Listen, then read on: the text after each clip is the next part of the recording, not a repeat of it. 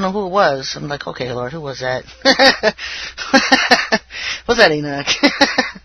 But I have these visions of things, and I can see ahead. And I don't know, I didn't know at the time, is that way ahead, or is something in the past? What is it? Is this one of these past things when we were fighting against Lucifer's first rebellion?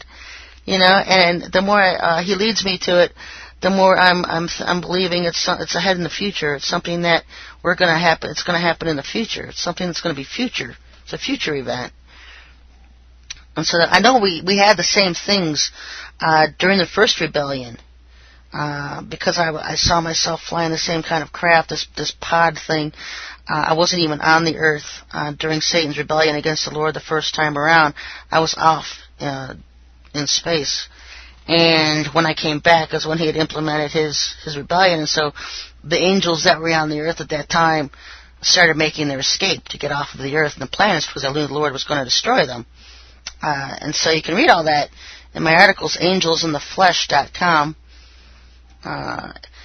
And so pretty much the same kind of technology we had for the angels in the flesh that are here on earth during the second rebellion of Lucifer's attempt to fight against that.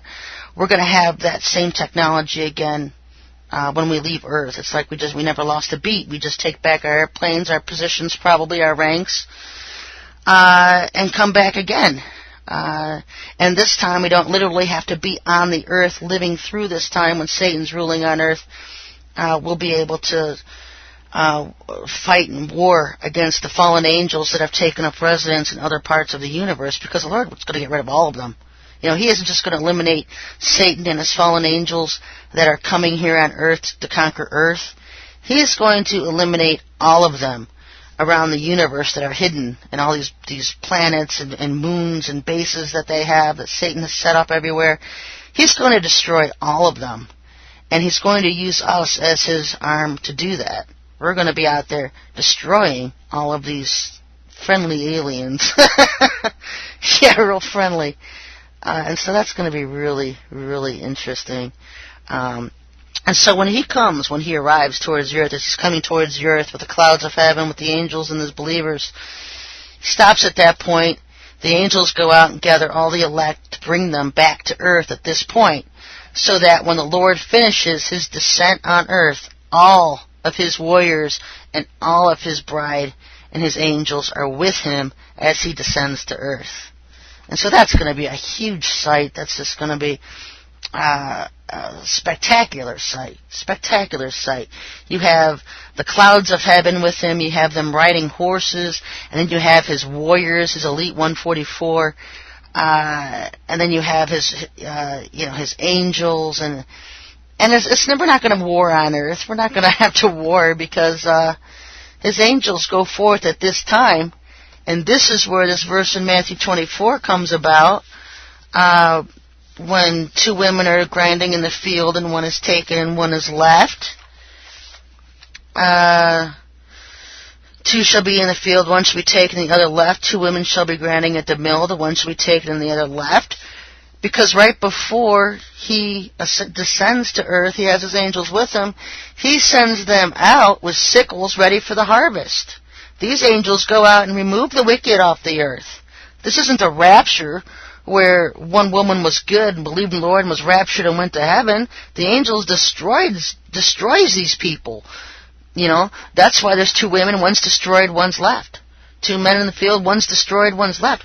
The Lord sends his harvesters, his reapers out, these angels, and they harvest and reap the wicked off the earth. And it's exactly what Enoch says. If you follow the book of Enoch, the first thing he says is that the wicked will be removed off of the earth. And they are. The wicked are removed. Not the bride, not the church. The wicked are removed. And so when he starts landing towards Jerusalem, descending towards Jerusalem with this huge heavenly host, his warriors, his armies of horses, his angels, and the angels are going out, removing the wicked off the earth and gathering them for judgment.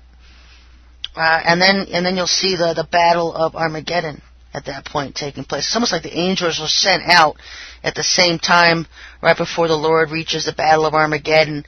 And of course, he just destroys all those armies with the breath of his mouth. With the words of his lips, they're all destroyed. And it talks about their destruction. It talks about the sin just melting off of their skin and their eyes melting back into their sinkholes. And it sounds like some kind of huge atomic destruction, doesn't it? Like something you'd see on TV where a nuclear bomb goes off and the people standing around are just skeletons in 2 seconds. That's what it sounds like. Or just some kind of hideous chemical attack. I don't know, I'm just trying to describe what it is that's going to happen. These people, I don't know how all he does is speak it, and it comes forth. Man today could only try to mimic what the Lord can do with technology and weapons. They spend billions on nuclear bombs and atomic bombs and orange chemicals and agents and nerve gases and trying to mimic the power he has.